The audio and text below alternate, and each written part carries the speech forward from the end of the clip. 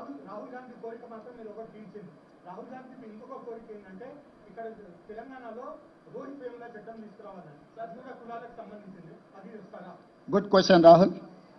ప్రభాకర్, తెలంగాణకు సంబంధించి ఏ విధంగా జరిగింది కులగణన సర్వే అనేది కేంద్ర ప్రభుత్వానికి మీరు ఏదైనా డ్రాఫ్ట్ నోట్ దాంట్లో ఇచ్చే అవకాశం ఉందా? మేము ఆల్రెడీ ఆ నివేదిక పంపించినాము. ఫర్దర్గా వాళ్ళకి ఏదైనా కావాలనుకుంటే ఒక డెలిగేషన్, ఆఫీసర్స్ డెలిగేషన్ కానీ గ్రూప్ ఆఫ్ మినిస్టర్స్ వచ్చినా కూడా పవర్ పాయింట్ ప్రజెంటేషన్ ఇచ్చి మా అనుభవాలను అన్నిటిని కూడా వాళ్ళతో పంచుకుంటాము. వాళ్ళు ఇక్కడికి వచ్చిన సమాచారాన్ని ఇస్తాం, లేదు మమ్మల్ని రమ్మంటే కూడా ఢిల్లీకి వెళ్తాం. ఇక్కడ రాజకీయంగా పంతాలకు పట్టింపులకు మేము పోదలుచుకోలేదు. ఈ ప్రక్రియ పకడ్బందీగా చేసి సరైన సమయంలో మనం చేస్తే వీళ్ళందరికీ మేలు జరుగుతుంది. వీళ్ళ కోసం ఒక మెట్టు దిగడానికి కూడా, బలైన వర్గాల కోసం ఒక మెట్టు దిగడానికి కూడా మా ప్రభుత్వానికి ఎలాంటి భేషజాలు లేవు.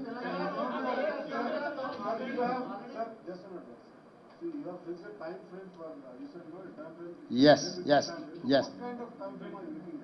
Sir, actually 1 year is the time frame. We have taken 1 year. So my advice is 1 year is max. Why? Because we have done and we have learned something from that, out of that experience. We are there to share with Government of India my experience. So 1 year's time frame is reasonable time. They can do miracles within a year.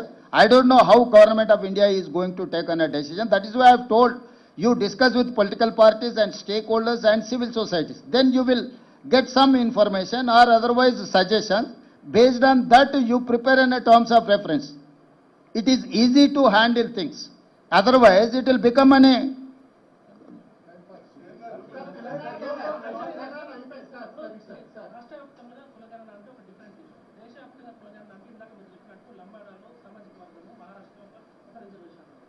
ఉదాహరణకి ఇక్కడ తెలంగాణలో కాపులకు reservation ఉండదు, ఆంధ్రలో పథకం, యాదవ్లో మహారాష్ట్ర పోయినట్టున్నారు, తెలంగాణలో. అంటే ఈ రిజర్వేషన్ విషయం వల్ల బయటకు వస్తే దేశవ్యాప్తంగా ఎవరైతే అగ్రవర్ణాల జాబితాలు ఉన్నారో అనుకున్నారో మళ్ళీ వాళ్ళంతా కూడా మమ్మల్ని బీసీలో చేర్చండి, ఎస్సీలో చేర్చండి, ఎస్టీలో చేర్చండి కదా సామాజిక ఉద్యమాలు కూడా అవకాశం ఉంటుంది. కాబట్టి దీని మీద మీ స్టాండింగ్ తీసుకుంటే ఇప్పుడు వాస్తవంగా దీన్ని గందరగోళపరిచే వాళ్ళు లేవనెత్తుతున్న అంశాలు. ఏ రాష్ట్రానికి ఆ రాష్ట్రానికి రిజర్వేషన్లు ఆ సామాజిక వర్గాల నేపథ్యాన్ని తీసుకొని నిర్ణయాలు జరిగినాయి. ఇది స్టేట్ యాజ్ ఏ యూనిట్. నేను అందుకే ఆ సూచన చేసిన. ఇప్పుడు ఈ ప్రశ్నలు అన్నీ కూడా వాళ్ళు ఆల్ పార్టీ మీట్ పెట్టినరు అనుకో, లేకపోతే స్టేక్ హోల్డర్స్ మీట్ పెట్టినరు అనుకో, లేకపోతే సివిల్ సొసైటీస్ని పిలిచినరు అనుకో, మీరు అడుగుతున్న ప్రశ్నలన్నీ ప్రభుత్వం ముందుకు వస్తాయి. ఎక్కడైనా ఏ స్టేట్కి ఆ స్టేట్ రిజర్వేషన్లలో ఏది ఎందులో కలుపుకోవడానికి వెసులుబాటో ఆ లిస్ట్ ఉంది.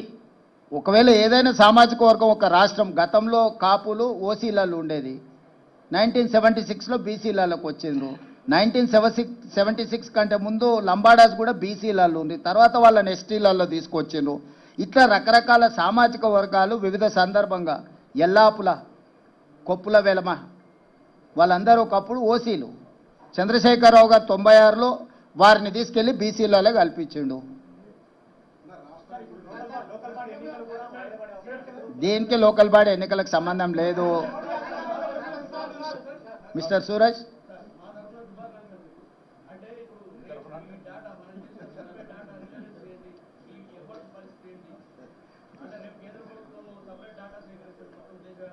ఏ డాటా సేకరించినా సూరజే ఉంటాడు, పొన్నం ప్రభాకరే ఉంటాడు కదా. వారు వీరు గారు, వీరు వారు గారు, వాళ్ళందరిని వచ్చి సేకరించమంటున్నాం. మేము ముందు నుంచి కూడా చెప్పినాం, అయ్యా మేము ఒక విధానంతోనే ఒక ప్రక్రియ ద్వారా సంపూర్ణమైన సమాచారాన్ని సేకరించడం, 97% జనాభా ఈ ప్రక్రియలో పాల్గొన్నారు, ఇవి లెక్కలని చెప్పినాం. కేంద్ర ప్రభుత్వం ఇంకా మెరుగైన ప్రక్రియ ఏదని చేపడితే మంచిదే కదా, మాకేం అభ్యంతరం లేదు. మేము ఇంటింటికి వెళ్ళి 150 కుటుంబాలను, 150 ఇండ్లను ఒక గ్రూప్గా, దానికి ఒక ఎన్యూమరేటర్ని పెట్టి 60 రోజులు సమయం ఇచ్చినాం. ఓ రోజు సూరజ్ ఏదైనా పని మీద పెళ్లికో పేరంటానికి పోతే కూడా తెల్లారైనా మళ్ళీ పోయి నమోదు చేయించుకొని రాని. దాంట్లో ఎవరైతే నమోదు చేయించుకున్నారో వాళ్ళు సంతకం తీసుకున్న అధికారి ఆయన సొంతంగా రాసుకొని ఆయన సంతకం పెట్టుకొని రాలే. ఆ కుటుంబ పెద్ద దగ్గర, కుటుంబ వ్యక్తుల దగ్గర కూర్చొని ఆ కుటుంబ పెద్ద ఎవరు, కుటుంబంలో ఉన్న సభ్యులు ఎంతమంది, వాళ్ళు ఏ సామాజిక వర్గము, వాళ్ళకి ఏమేమి లబ్ధి పొందుతున్న ప్రభుత్వ పథకాలు, రాజకీయంగా ఏమైనా రిజర్వేషన్లు పొందినరా, అన్ని వివరాల ప్రశ్నపత్రంలో ఉన్నాయి. ఎవరు ఏది నిజం చెప్పినా అబద్ధం చెప్పినా, ఆస్తుల అప్పుల విషయంలో నిజాలు అబద్ధాలు చెప్పొచ్చు, కానీ కులాల వివరాలు ఎవరు కూడా అబద్ధం చెప్పరు. ఇది 100% నా సంపూర్ణమైన విశ్వాసము. కులాల లెక్క పక్కగా తేలిన తర్వాత సంక్షేమ పథకాలు ఎట్లా అమలు చేయాలనో ఆటోమేటిక్గా ఆ స్టేటస్ అనేది మన దగ్గరకు వచ్చేస్తుంది. కేంద్ర ప్రభుత్వం ప్రామాణికం. ఎప్పుడు కూడా ఎలాంటి డేటా అయినా గవర్నమెంట్ ఆఫ్ ఇండియా ప్రివేల్స్. ఇప్పుడు ఏ డేటా లేనప్పుడు నా డేటా ప్రామాణికం. కేంద్రమే ఒక ప్రక్రియను చేపట్టి ఇది డేటా రాష్ట్రాల వారి కానీ కేంద్ర ప్రభుత్వం ముందుకు వచ్చినప్పుడు ఆటోమేటిక్గా గవర్నమెంట్ ఆఫ్ ఇండియా ప్రివేల్స్.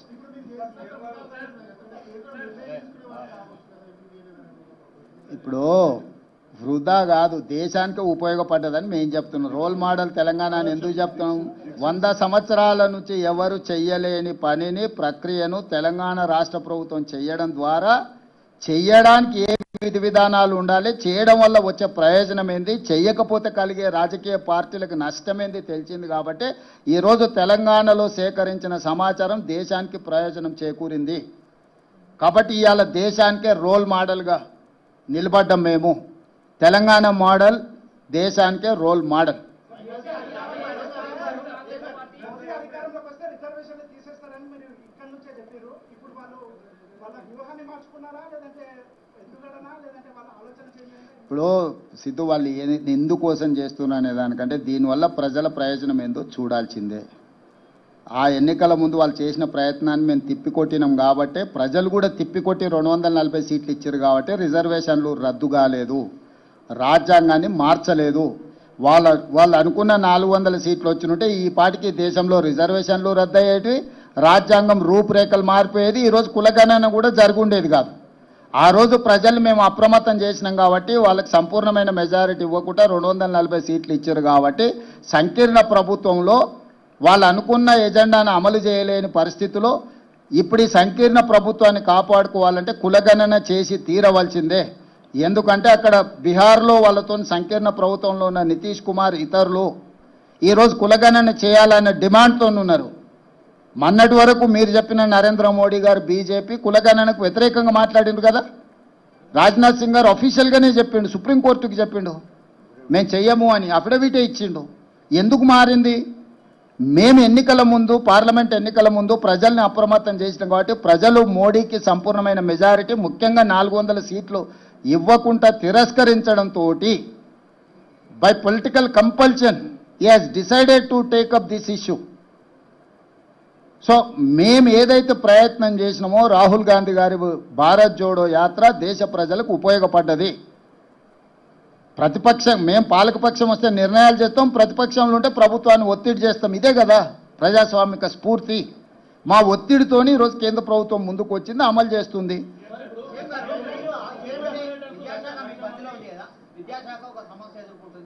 ఇక అది ఇప్పుడు ఇది మాట్లాడుకున్నాం. ఇప్పటికాడికి దీనికి మాట్లాడదాం. ఇక్కడ దేని విషయం మాట్లాడదాం.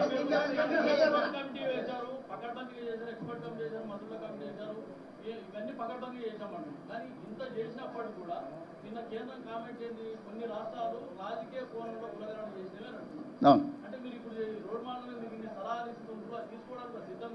కొన్ని రాష్ట్రాలు అంటే బీహార్ లాంటి రాష్ట్రం వాళ్ళ ప్రభుత్వం ఉంది కదా, నితీష్ కుమార్ చేసిందని కోర్టు తప్పు పట్టింది కదా.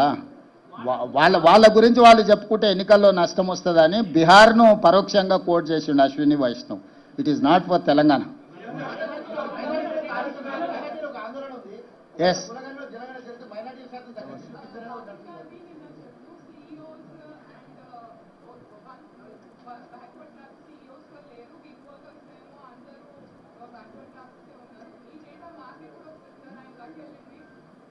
ఆయన ప్రధాన ప్రతిపక్ష నాయకుడు, ప్రజాప్రతినిధి కాబట్టి వారి కొంత సమాచారం ఉంటుంది. మీరు ఈడనే ఉన్నారు లోకల్గా, you are live witness for everything. మేము డేటా అంతా ఇచ్చినాము, కొంత సెన్సిటివ్ డేటా షేర్ చేయడానికి లేదు. Data privacy act, head of a డిపార్ట్మెంట్లో ఎవరున్నారు ఏంది అనేది ఆ డేటా అంతా అఫీషియల్గా ఎప్పుడైనా అందుబాటులో ఉంటుంది.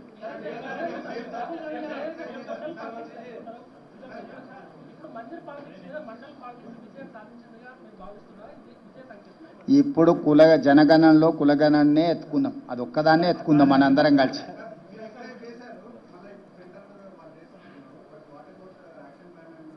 మా యాక్షన్ ప్లాన్ కూడా ఎక్స్పర్ట్స్ కమిటీని అపాయింట్ చేసినాం. We will take that experts committee suggestions and we will implement.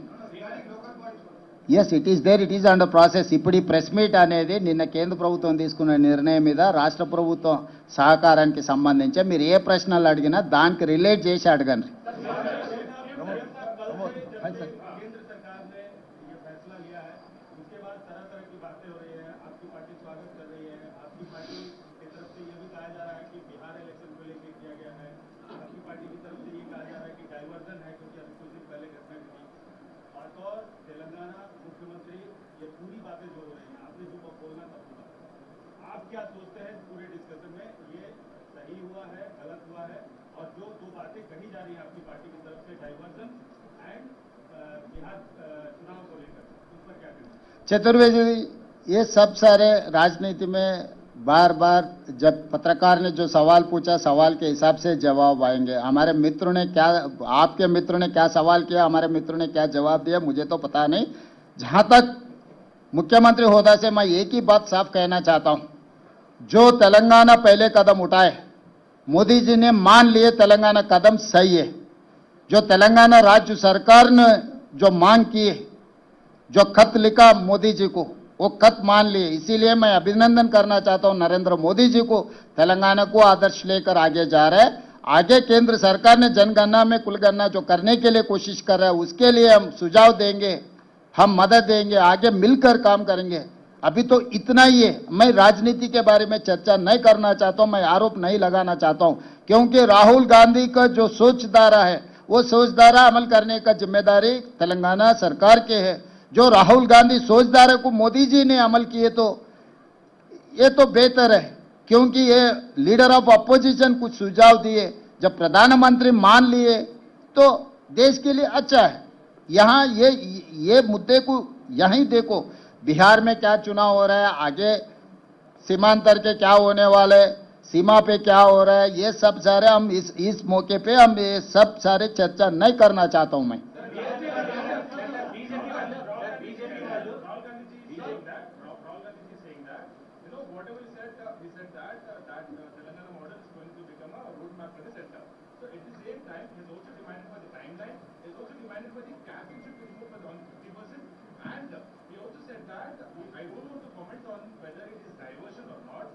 Whether it's diversion from the Pahalgam attacks or not, whether it is for the Bihar elections or not. What would you like to say? What would you like to demand?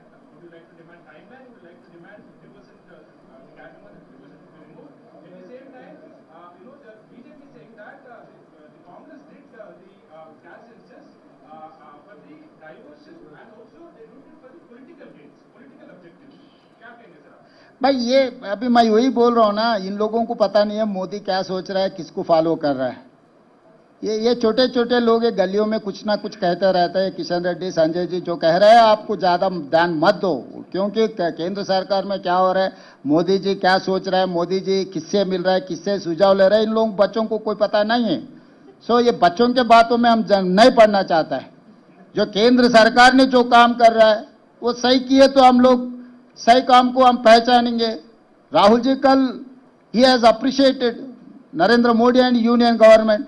Once my leader is appreciated union government, then there is no point to going back.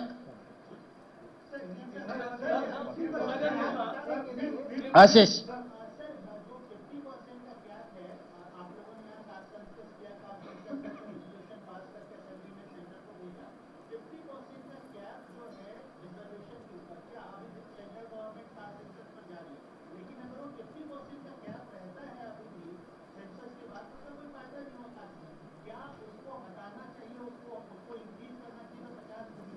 Ashish ji, supreme court ने 50% ही रखना बोल के नहीं बोले. जब आपके ने data नहीं है,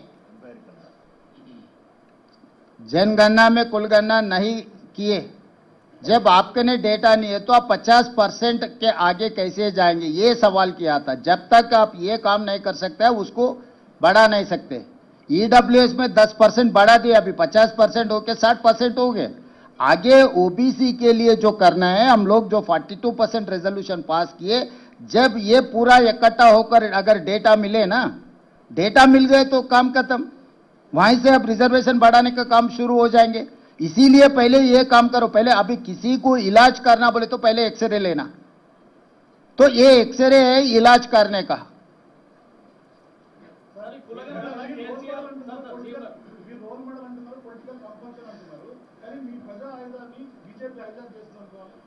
దేశ ప్రజలకు ఉపయోగపడ్డప్పుడు ఎవరు మమ్మల్ని ఆదర్శంగా తీసుకున్నా మాకేం అభ్యంతరం లేదు. ప్రపంచమే మేము కాంగ్రెస్ పార్టీ స్వతంత్రం కోసం కొట్లాడినప్పుడు ప్రపంచ దేశాలు చాలా వరకు మమ్మల్ని ఆదర్శంగా తీసుకొని కొట్లాడినరు. Mahatma Gandhi Congress party president. శాంతి ద్వారానే ఒక పెద్ద యుద్ధాన్ని గెలిచిండు. హింస లేకుండా యుద్ధాన్ని గెలవడం ప్రపంచంలో ఎవరైనా సాధించిండ్రా? మహాత్మా గాంధీ గారు హింస అనేదే లేకుండా ఒక యుద్ధాన్ని గెలిచి ఒక దేశాన్ని స్వతంత్రం ఇచ్చిండు. ప్రపంచమంతా దాన్ని, నేను నిన్నగాక మొన్న జపాన్ పోయిన, హిరోషిమా నగరంలో మహాత్మా గాంధీ గారి ఎక్కడైతే న్యూక్లియర్ బాంబు ప్రయోగించిండ్రో అక్కడనే మహాత్మా గాంధీ గారి స్టాచ్యూ పెట్టుకొని వారిని ఆదర్శంగా తీసుకొని, జపాన్ దేశానికి సైన్యమే లేదు తెలుసు కదా, శాంతి ద్వారా ప్రపంచాన్ని జయించవచ్చని గాంధీజీని ఆదర్శంగా తీసుకుంటే గొప్పగా అనుకోవాలి తప్ప దాన్ని తప్పుగా ఎందుకు అనుకుంటాము? ఈరోజు రాహుల్ గాంధీని నరేంద్ర మోడీ గారు ఆదర్శంగా తీసుకుంటే అది ఒక గొప్ప విషయము. మహాత్మా గాంధీ అయినా రాహుల్ గాంధీ అయినా ఈ దేశ ప్రజలకు ఏం కావాలనో ముందుగానే ఆలోచన చేసి దాన్ని అమలు చేయడానికి సర్వం ఒడ్డుతారు. ఎవరైనా ఆ దారిని ఎన్నుకోవాల్సింది ఒక రోజు ముందు ఒక రోజు వెనకాల. కాబట్టి రాహుల్ గాంధీ గారి దారిని నరేంద్ర మోడీ గారు వారు పాటిస్తున్నారు అని అంటే అది మంచిదే కదా.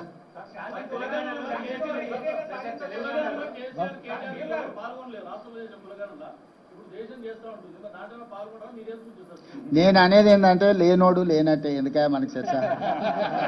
వెనకటికి ఆయన ఒకటి చేసినప్పుడు చెప్పిండు కదా, ఉన్నోడే ఉన్నట్టు లేనోడు పోయినట్టు అని చెప్పిండా? సమగ్ర కుటుంబ సర్వే చేసినప్పుడు నమోదు చేయించుకున్నోడే ఉన్నట్టు, నమోదు చేయించుకోకపోతే పోయినట్టు అని వారు అన్నారు కదా. వారికి స్పష్టత ఉంది, కొండలు నీకెందుకు లేదు?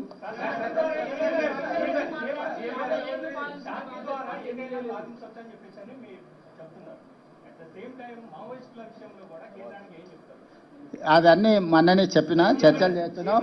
మీరు మళ్ళీ ఇది అయిపోయినాక పెద్దలు కేశవ్ గారు పక్కనే ఉన్నారు, వారు ఆ బాధ్యతను చూస్తున్నారు, మీరు వారితో చర్చించి తీసుకోండి. కానీ ఎక్కడైనా మా ప్రభుత్వము మా పార్టీ హింసకు వ్యతిరేకము. హింస రాజ్యము చేసినా, హింస సామాన్యులు చేసినా, హింస సంఘాలు చేసినా హింసకు మేము వ్యతిరేకము. హింస జరగొద్దు, చర్చలు జరగాలి. ఎంత పెద్ద సమస్యకైనా చర్చలే పరిష్కారం అని విశ్వసించే పార్టీ సిద్ధాంతం మాది. కాబట్టి ఏ దానికైనా చర్చలే పరిష్కారం, చర్చలు చేయాలన్నదే మా ఆలోచన. కాకపోతే అధికారికంగా మా కేంద్ర పార్టీతో కూడా మాట్లాడి నిర్ణయం తీసుకుంటాం. ధన్యవాదాలు. Okay, thank you.